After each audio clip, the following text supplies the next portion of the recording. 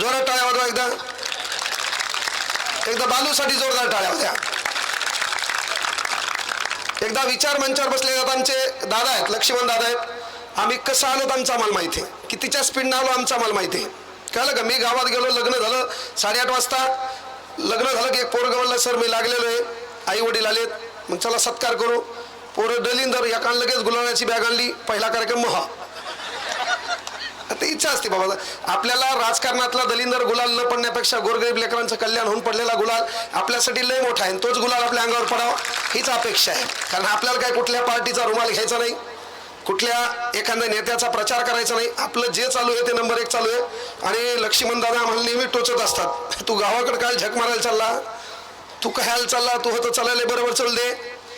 पण मी रविराज भाऊ म्हणलं बाबा आम्हाला राजकारणात जायचं तर तुमच्यासारख्या लोकांच्या मागे आम्ही राहू. करा जरा पदवीधर बिदवीधरची तयारी करा, बाकी आम्ही आहेत. कारण हे इंस्टाग्रामवर युट्यूबवर बोलण्यापेक्षा सभागृहात बोललं ना तवा. कारण काय होतं, AC गाडीत बसून बिस्लरीचं पाणी पिऊन दुष्काळावर गप्पा आणून फायदा नाही. त्यासाठी रणरण त्या उन्हामध्ये फिरावं लागतंय. मायबापाच्या पायाला पडलेल्या भेगा पाहाव्या लागतात.